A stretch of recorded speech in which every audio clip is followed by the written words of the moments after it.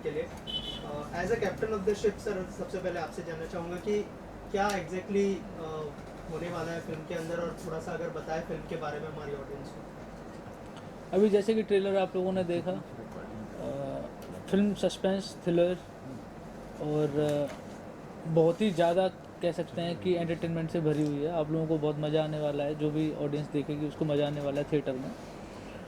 Film का जो basic की मर्डर मिस्ट्री इसमें है, और अमन सर ने उसमें बहुत ही इम्पॉर्टेंट रोल प्ले किया है पुलिस कॉप का, और अपनी अनुमित्रा जी इसमें main lead as a female उन्होंने किया है। अंकित बाटला एंड आर्य बब्बर, इन लोगों ने एज ए मेन लीड किया है इसमें मेल। और फिल्म के बारे में देखिए ज़्यादा तो मैं नहीं बताऊंगा, बट क्योंकि अगर सारा यहीं बता दिया जाएगा तो शायद सस्पेंस ही ख़त्म हो जाएगा। बट ट्रेलर से आपको काफ़ी कुछ समझ आया होगा कि ट्रेलर में हम लोग क्या दिखाना चाह रहे हैं, फिल्म का हम लोगों का क्या ऑलमोस्ट कॉन्सेप्ट है। फिल्म बहुत अच्छी है। हम लोगों ने नैनीताल में शूटिंग की है इसकी। -4 डिग्री टेम्परेचर में हम लोगों ने लास्ट ईयर सेम मंथ हम लोग फरवरी में शूटिंग कर रहे थे। अमन जी हमारे साथ में थे और बहुत मज़ा आया हम लोगों को काम करने में। एग्जैक्टली फिल्म का जो कॉन्सेप्ट है वो बहुत ही अलग थलग सा, कि दो अजनबी, जैसे आपको पता चल रहा होगा कि दो अजनबी मतलब दो लोग ऐसे जो कि एक दूसरे से अनजाने हैं, सडन मिलते हैं। दो एक्चुअली इसमें क्या है ना, दो अजनबी हीरो हैं, एक्चुअली दो एक्टर दो अजनबी हैं, हीरो और हीरोइन दो अजनबी नहीं है। इसमें अंकित बाटला और आर्य बब्बर दो अजनबी हैं जो कि एक दूसरे से सडन मिलते हैं, और कुछ ऐसा इंसिडेंट होता है कि लड़की को लेकर पूरा क्लाइसिस हो जाते हैं। This is a type of like murder mystery story है। सर ट्रेलर तो अच्छा है ही, साथ ही हमने देखा कि लोकेशंस काफ़ी अच्छी है, गानों में हमने देखा, और जो आपने ट्रेलर में दिखाया लोकेशंस तक, तो उसके बारे में कुछ बताइए कि कहाँ की लोकेशंस है और शूट करना कितना एंजॉय किया एक्टर्स, और अगर सबके बारे में बताएं। एक्चुअली शूट करने में तो बहुत मज़ा आया। एग्जैक्टली हम लोग अभी अमन सर और हम लोग अभी यहाँ बैठ के वही डिस्कस कर रहे थे कि इट वॉज़ वेरी अमेजिंग, क्योंकि हमारे लिए बहुत नया था। और नैनीताल जहाँ मैंने एक्सपेक्ट ही नहीं किया था कि इतना स्नोफॉल होगा। एग्जैक्टली पहले क्योंकि मैं नॉर्थ से ही हूँ तो वहाँ पता है मेरे को स्नोफॉल होता है, बट इतना और इस लेवल का स्नोफॉल होगा ये हम लोगों को नहीं पता था। और नैनीताल मतलब कहते हैं तालों में ताल नैनीताल। और जब हम लोगों ने प्लान किया शूट का, तो दैन एट दैट टाइम बहुत ज़्यादा वहाँ ऐसा लग नहीं रहा था कि स्नोफॉल होगा। बट जैसे हम लोगों ने बात की वहाँ के होटल्स वालों से कि क्या स्नोफॉल होगा, उन्होंने कहा मे बी सर इस बार हो सकता है, क्योंकि अभी कोविड के बाद क्या है कि मौसम बहुत क्लीन हुआ है, एटमॉस्फेयर में चेंजेस आए हैं, तो हो सकता है इस बार जो है स्नोफॉल। और जब स्नोफॉल, हम लोग पर्पज़ ये था कि हम लोगों को स्नो में शूट करना था, बिकॉज की स्टोरी जो थी हम लोगों की वो उस टाइप की थी, मर्डर मिस्ट्री की, यार थोड़ा ऐसा एटमॉस्फेयर मिलेगा तो हम लोग कुछ अच्छा बना पाएंगे। एग्जैक्टली एक टाइम तो ऐसा भी आया था कि हम लोग एकदम उम्मीद तोड़ के बैठ गए थे कि शायद स्नोफॉल अब नहीं होगा, क्योंकि एकदम से मौसम चेंज हो गया था सडन। जब स्नोफॉल स्टार्ट हुआ तो मतलब चेंज अचानक ही हुआ, मतलब अनएक्सपेक्टेड था, और इतना स्नोफॉल हुआ कि जिसने 25 साल का रिकॉर्ड तोड़ दिया। और आप देख रहे होगे, आपने जब लोकेशन आप ट्रेलर वाइज या सॉन्ग में देख रहे होगे तो आपको लग रहा होगा कि नैनीताल जैसे शहर का तो हो ही नहीं सकता, कहीं बाहर का ही है एग्जैक्टली। तो बहुत मज़ा आया शूट करने में हम लोगों को। सर अमन सर, आपसे जानना चाहूँगा, जितना हमने देखा पुलिस को आपका किरदार निभा रहे हैं, आप थोड़ा सा बताइए कि क्या क्या शेड्स होंगे, कैसा एक्सपीरियंस रहा इस फिल्म में काम करने का, और जैसे सर बता रहे कि लोकेशन पे और एक्टर्स के साथ बहुत एंजॉय किया है इन्होंने। आई थिंक मैं इतने दिन तो वहाँ पे था नहीं, शायद 4-5 दिन मैंने शूट किया था, लेकिन वो 4-5 दिनों में ही बर्फ़ भी गिर गई, ठंड भी हो गई, और भाई साहब ऐसी ऐसी जगह ठंड लगी जो मैं उम्मीद भी नहीं कर सकता था। मतलब हालत ख़राब हो गई थी, बट मज़ा आया। आई थिंक जो लुक है, जो आपने ट्रेलर में भी देखा है, वो स्नो का गिरना, पूरा वाइट कलर, एंड उसमें परफॉर्म करना, एक तो दिक्कत और परेशानी होती है, बट सिनेमैटिक लिबर्टी के हिसाब से बहुत ही खूबसूरत दिखता है। तो आई थिंक जहाँ तक लुक की बात है, we have captured the best look ever, and as a performance, well सीधा साधा एक पुलिस ऑफिसर है, और जैसे कि संजीव जी ने कहा कि मर्डर मिस्ट्री है, और मर्डर होता है, किसका होता है ये तो जब आप लोग फिल्म देखेंगे तभी मालूम पड़ेगा। एंड ऑफ कोर्स सरफिरा आदमी है, थोड़ा अक्खड़ है, थोड़ा सा तेज़ बोलता है, और बदतमीज़ी के लेवल तक पहुंच जाता है। तो एक अलग शेड इस पुलिस ऑफिसर को देने की कोशिश कर रहा हूँ। I don't know whether it's going to be possible, but I enjoyed working on it and I am sure कि कुछ अलग निकल के आएगा for sure. And it's a murder mystery, and when you see the film, that is the time आप realize करेंगे कि कहानी क्या थी और क्या बन गई, and eventually खूनी कौन है. तो कहानी यहाँ बताएंगे तो उसका कोई मतलब नहीं है, फिर तो बनाने का कोई मकसद ही नहीं है. हम अपने घर में बैठ के देखेंगे. लोग तो देखेंगे नहीं फिर. जी सर, टॉकिंग अबाउट एक्टर्स, क्या कहना चाहेंगे? आर्या बब्बर जी है, अंकित है, फिर जो है मैम है, क्या कहना चाहेंगे? Well, it's fortunate that I've been given this opportunity to work in a project where you have such fine actors. So Arya Babbar has been around for a long time. Ankit Batla, I've उनका television के 2-3 मैंने projects देखे हैं. He's absolutely brilliant. Anu ji जो हैं उनका काम बहुत ही बेहतरीन रहा है. Though she's a newcomer, she's producing it, but a fine breed of actors and fine breed of people and a fine breed of director that I've worked with. So I've been very very fortunate कि एक अच्छा project मुझे मिला. उसमें मैं it's something like another feather in my cap. कि मेरे लिए बड़े फ़ख्र की बात है कि मैं इस ऐसे प्रोजेक्ट के साथ जुड़ पाया. अनु मैम, आपसे जानना चाहूँगा, कौन सा जॉब सबसे ज़्यादा डिफिकल्ट था, एज अ प्रोड्यूसर या एज अ एक्टर? थोड़ा सा अगर उस बारे में बताएं, और कैसा एक्सपीरियंस रहा ओवरऑल फिल्म का? एज अ प्रोड्यूसर तो हेक्टिक है. एज अ एक्टर मैं बोलती हूँ बेटर है कि थोड़ा रिलैक्स कर लो, देन काम कर लो. बट प्रोड्यूसर का ऐसा है कि फुल ऑन जब तक ये फिल्म रिलीज़ नहीं होती, थिएटर तक नहीं आती है, अपनी रिस्पॉन्सिबिलिटी ख़त्म नहीं होती है. और कैसा एक्सपीरियंस रहा as an actor? Aman sir है, बहुत सालों से काम कर रहे हैं. अंकित है, अंकित ने टेलीविज़न में बहुत काम किया है. आर्या बब्बर है, बहुत एक्सपीरियंस एक्टर है. कैसा एक्सपीरियंस रहा आपका इन एक्टर्स के साथ काम करना? मैं तो थैंकफुल हूँ क्योंकि इतने ब्रिलियंट, इतने एक्सपीरियंस्ड एक्टर्स के साथ मुझे काम करने का मौका मिला. एंड ऑब्वियसली अमन सर के साथ काम करना मतलब dream come true. Arya Babbar is also like, मैं उनसे, मैंने इन लोगों से मैंने सीखा बहुत है. मतलब जितना मैंने किया है इन्हीं के लिए किया है कि ये कर पा पाए. ओके, आप क्या कहना चाहेंगे? आपका कैसा एक्सपीरियंस रहा फिल्म का और पूरी कास्ट के साथ, और क्या कुछ शेड्स देखने मिलेगा फिल्म को आपके पॉइंट ऑफ व्यू से, अगर बताया? देखो, मैंने फिल्म को एडिट किया है, ग्रेडिंग किया है, VFX किया है, और एक बहुत अच्छी चीज़ इसमें ये थी कि मेरे को एक्टर्स से ज़्यादा रीटेक नहीं मिले. तो काम करने बहुत मज़ा आया. कंटिन्यूटी सबकी अच्छी थी. और इसके अंदर कैसा हम लोग ने बताया कि कुछ हद तक स्क्रिप्ट जो ये लेके आए थे उसमें भी हमने बहुत एडिट टेबल पे चेंजेस करके उसको और मिस्टीरियस बनाया और सस्पेंस वाला बनाया. और आपको इसमें ये भी देखने मिलेगा कि फर्स्ट हाफ कुछ और है, सेकेंड हाफ कुछ और है. इतना सस्पेंस से भरा हुआ है और बहुत अच्छा लगा मुझे एडिट करने के लिए और पोस्ट प्रोडक्शन संभालने के लिए. और मूवी काफ़ी ही अच्छी और आपको ज़रूर पसंद आएगी जब आप रिलीज़ होगी. सर, कब रिलीज़ करने का प्लान है फिल्म का, और कितने थिएटर्स में रिलीज़ करने का प्लान है? रिलीज़ करने का हम लोगों का जो प्लान है वो मार्च में है. एंड स्क्रीन्स पे वही अराउंड हम लोग ट्राई कर रहे हैं कभी कि 300-400 स्क्रीन्स पे देखें फर्स्ट वीक तक. एंड बाकी तो डिपेंड करता है कि कितना जो है अच्छा परफॉर्म करती है. खूब सो अच्छा ही करेगी. हम लोगों ने बहुत मेहनत से फिल्म बनाई है और सब ने अच्छा किया है डेफिनेटली. अमन सर, आपसे जानना चाहूँगा, क्योंकि आप बहुत सालों से इंडस्ट्री का हिस्सा है, इन दिनों जो है फिल्मों का बुरा दौर से अच्छा दौर शुरू हो चुका है, जैसे लोग पहुँच रहे थिएटर्स में, तो आपको लगता है कि जो डायरेक्टर्स हैं उनके जो हौसले हैं और बढ़ेंगे अच्छी फिल्म बनाने के लिए? अगर आपके पॉइंट ऑफ व्यू से कुछ बताया होता है.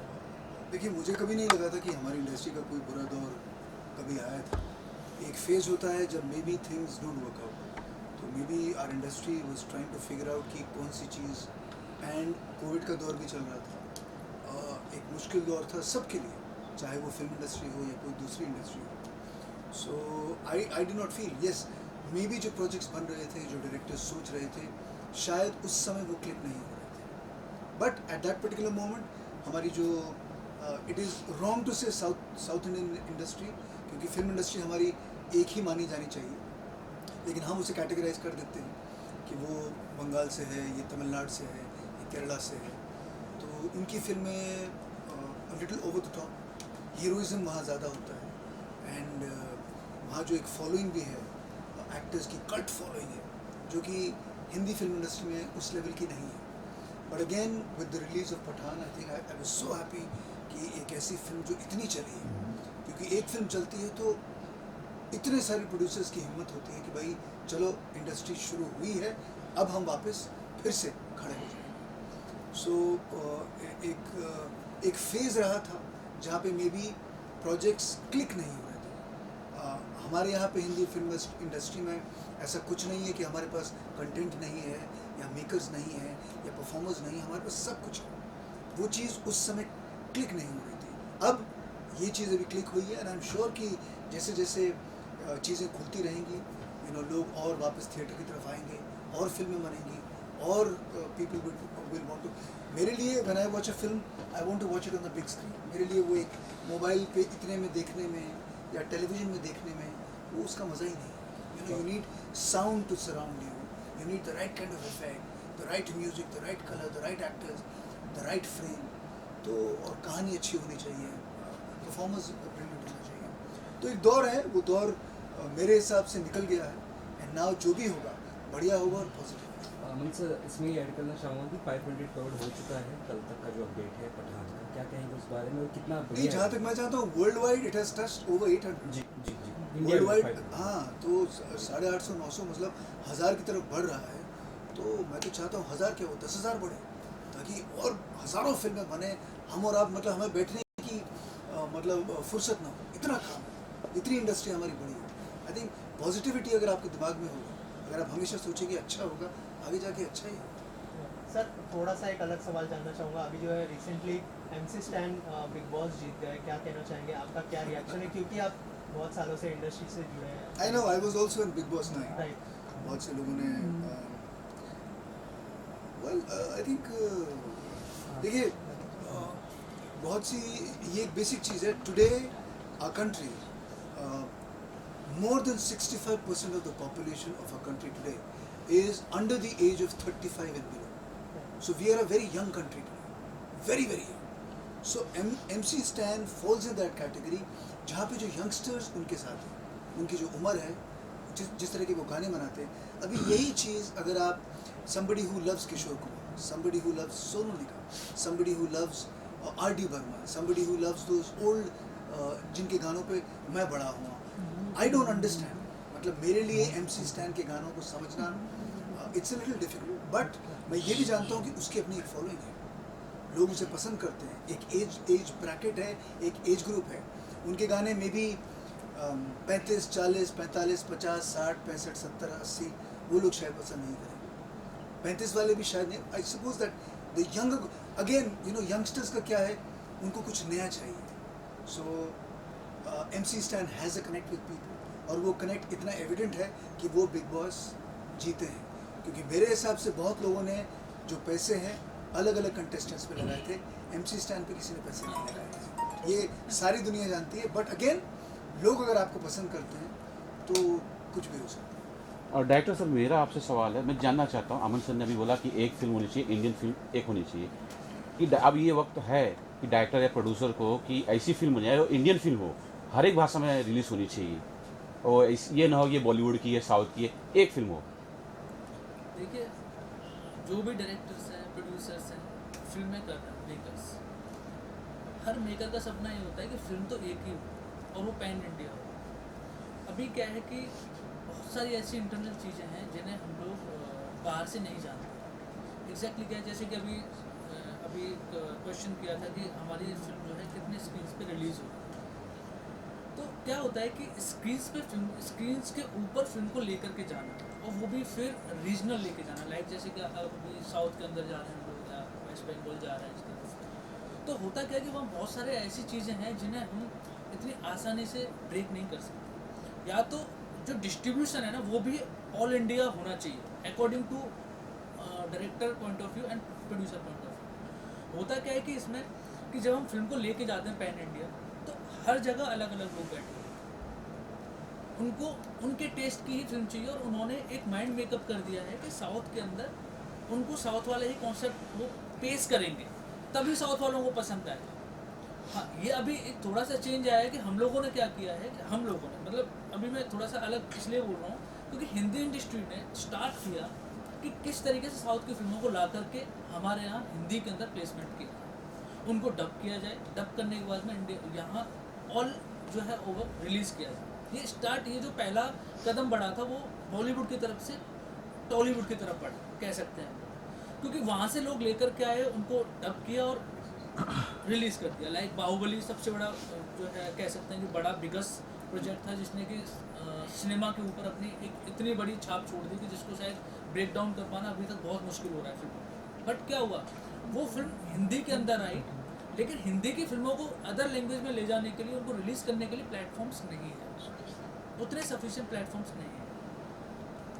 ये बस एक मुश्किल पॉइंट है जिसकी वजह से ऑल इंडिया फिल्में जो है पैन इंडिया फिल्में फंस जाती है। बिकॉज आई एम फेसिंग, मैं कंटिन्यूसली फिल्में कर रहा हूँ। अभी मैं लास्ट मंथ फिल्म करके आया, अभी भी मैं 20 से शूटिंग करने के लिए जा रहा हूँ। ये फिल्म मेरी रिलीज़ हो रही है, अभी बिफोर 3 मंथ्स मेरी गोताखोर रिलीज हुई। Continuously I am doing the movies. But क्या है कि इतना मार्केटिंग और ये सब इतना हो गया है कि जिससे निकल पाना एक छोटे प्रोड्यूसर के लिए बहुत मुश्किल है। बिग प्रोड्यूसर्स के लिए भी अगर हम बात करें तो वो ये है, अगर उसमें ऐसा कुछ आना चाहिए कि लाइक अभी UFO है, उसने क्या किया, जब हमारा ये डिजिटल हुआ, पहले तो क्या होता था कि सब कुछ रीजनल जैसा ही था कि एक एक जो है रील जाया करती थी सिनेमा में और रिलीज हुआ करती थी, ऐसा ही होता था।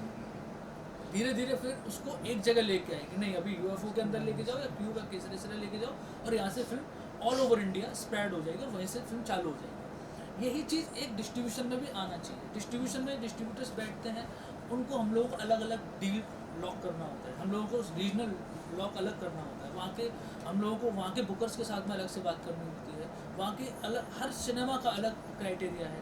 या तो एक ऐसा होना चाहिए कि एक ही ग्राफ बना दिया जाए और उस ग्राफ के अंदर फिल्में रिलीज़ की जाए।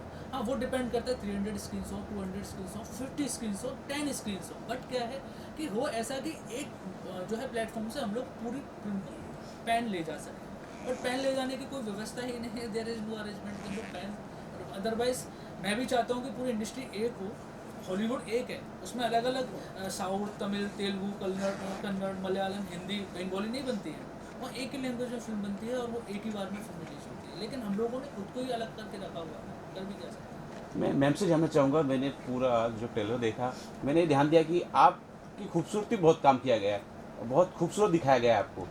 क्या कुछ वर्क हुआ जाए उस बारे में बताएंगे? दिखाया गया मतलब क्या कह रहे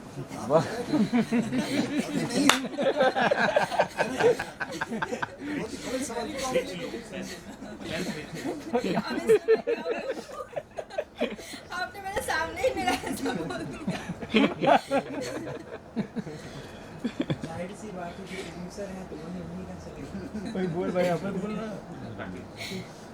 ओके शर्मा गया। सर क्या मैसेज होगा हमारी ऑडियंस के लिए? बहुत जल्दी फिल्म रिलीज करने वाले, जैसे मार्च में आपने कहा कि रिलीज कर, क्या मैसेज देना चाहेंगे सर ऑडियंस को? मैं यही बोलना चाहूँगा, देखिए जैसे बाकी फिल्में हिट हो रही हैं, सिनेमा के ऊपर हिट कर रही हैं, और जैसे सर ने बताया कि पठान ने इतना ब्रेक कर दिए रिकॉर्ड्स, तो हर फिल्म को वैसा मिले। और अपनी भी फिल्म आ रही है, तो अभी क्या है ना कि ऑडियंस तो खैर ऑडियंस की नज़र में कभी छोटा बड़ा नहीं रहा, जो क्लिक होना है वो होना है, वो पसंद आएगा सो आएगा। बट क्या है कि मैसेज मेरा यही है, मैं मैसेज स्पेशली फिल्म से तो कुछ नहीं देना चाहता कि फिल्म तो मर्डर मिस्ट्री है, नॉर्मल सारी स्टोरी सब सेम ही होती है कहीं ना कहीं घुमा कर। बट क्या है कि मैं पर्सनली बोलना चाहूँगा कि फिल्म को ज़रूर देखें लोग जाकर के, क्योंकि इस फिल्म के अंदर उन लोगों को थोड़ा डिफरेंट मिलने वाला है। जितनी मर्डर मिस्ट्रीज आज तक बनी उनसे थोड़ा डिफर होगी फिल्म। इंटरवल से पहले कुछ और है और इंटरवल के बाद कुछ और है, मतलब मज़ा आएगा एकदम ओवरऑल कि हाँ 2 फिल्में एक ही फिल्म के अंदर देखने को मिल सकते हैं, लोगों को वैसा। Thank you so much. Aman sir, कुछ प्रोजेक्ट्स आपके आने वाले अगर बता सके आप इसके अलावा? आई थिंक एक तो टेलीविज़न का शो स्टार भारत पे चल ही रहा है धीरे धीरे से, and there is another project I think मेरे हिसाब से I honestly can't talk about the project right now, so मैं कुछ बोलूँगा तो वो एक तरह से बैकफायर ना हो जाए। But all I can say is कि इस समय हम इस फिल्म की बात कर रहे हैं। It's an opportunity जहाँ पे all of us have worked very very hard, including the producer, she's also the lead actress, including the director Sanjeev Ji. We have some fine actors like Arya Baba, we have Ankit Batla. I'm part of the project, so we've really worked hard on the film, and everybody who's watching this interview, please go and watch our film, and I'm sure it's a murder mystery, but it's something that will get you to think a lot, and you will really enjoy yourself. Thank you. Thank you. Sir Rakhi Sawant पे क्या कुछ कहना है आपको take कि आजकल उनके husband क्या हुआ क्या रहा मुझे लास्ट पता लगा उनकी शादी हो गई जी बाद में उनके हस्बैंड चले गया उसका अरेस्ट है पुलिस चौक हाँ छोड़ के चले गए थे सर छोड़ के चले गए थे ऊपर नहीं हाँ honestly मुझे इतना मालूम था उनकी शादी हुई है जी अब आगे क्या हुआ है आई हैव नो आइडिया क्योंकि अब यही सब मैं न्यूज़ देखता रहूँगा तो काम कौन करेगा नहीं but honestly I have a lot of respect for Rakhi मैं उनको पर्सनली भी जानता हूँ जब भी मिलता हूँ उनकी तरफ से बहुत रिस्पेक्ट मुझे दी जाती है and she is a wonderful human being and शायद ये समय है दौर है जहाँ पर थोड़ा बहुत कुछ परेशानी से गुजर रही हैं जितनी लड़ाई वो लड़के आ चुकी हैं तो ये लड़ाई उनके लिए बहुत ही छोटी सी है समय की बात है वो वापस खड़ी हो जाएंगी और जैसे आप उनको देखते आए हैं वो वैसे ही वापस बन जाएंगे का किरदार है कैसा एक्सपीरियंस रहा पहले तो मैं आपको एक्सपीरियंस बताता हूँ हम लोग बहुत ही लकी हैं इस फिल्म को लेकर इसलिए मुझे पूरा विश्वास है कि ये फिल्म आप सबको बहुत पसंद आएगी क्योंकि ट्रेलर तो आई एम श्योर आप सबको बहुत पसंद आया ही होगा हम लोग नैनीताल गए थे एंड संजीव भाई बताएंगे आपको कि बर्फ़ पड़ गई और suddenly the film starts looking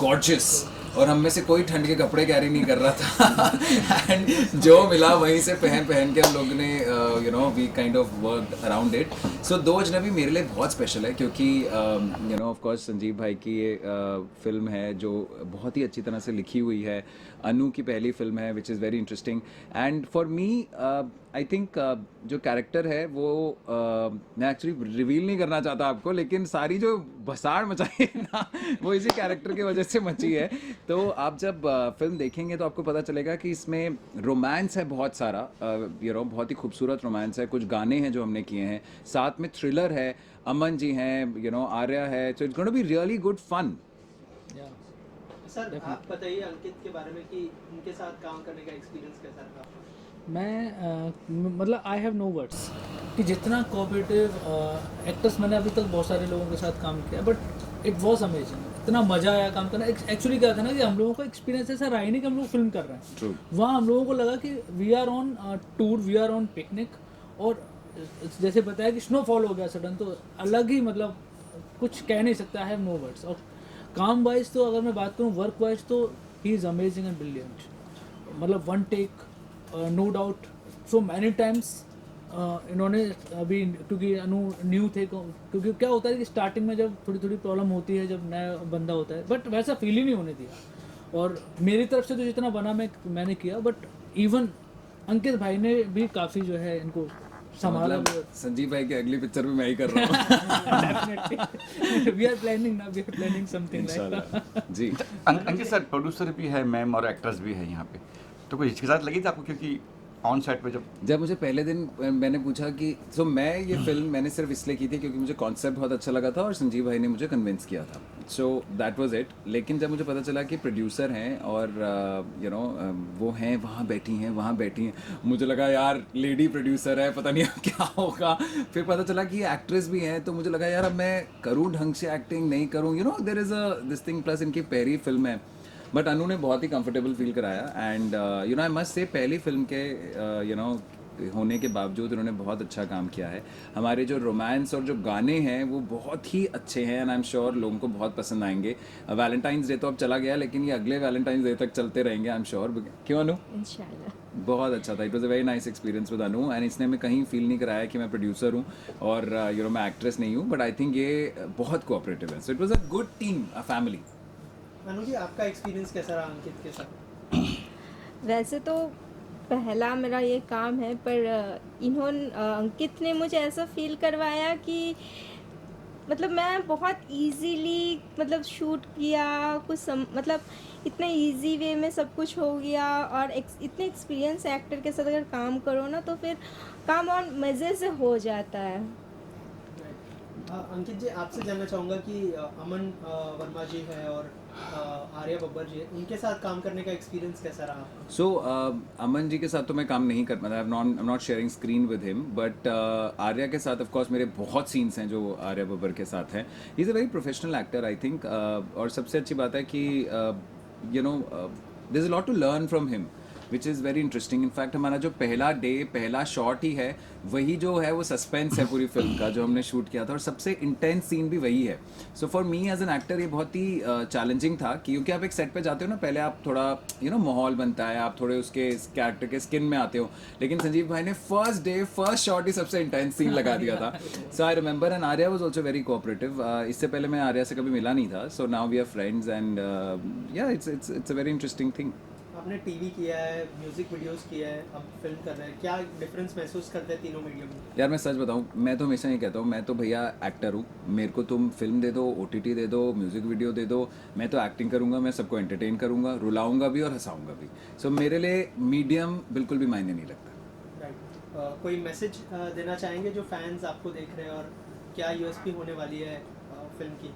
यार I think for me this film is very special, जैसा कि मैंने कहा, क्योंकि इसमें थ्रिल भी है, इसमें रोमांस भी है, इसमें मिस्ट्री भी है, और बहुत सारे नए चेहरे भी हैं। And I must tell you, the film looks beautiful, बहुत ही खूबसूरत फिल्म है, तो इसे ज़रूर देखिए। बहुत जल्दी हम लोग इसे रिलीज़ करने वाले हैं। ट्रेलर तो आप देख ही चुके हैं, लाइक शेयर कीजिए, एंड ऑफ कोर्स हमारे गानों पे रील्स बनाइए, हमें टैग कीजिए ताकि हम उसे रीपोस्ट कर सकें। Thank you very much. Thank you so much. Thank you. Sir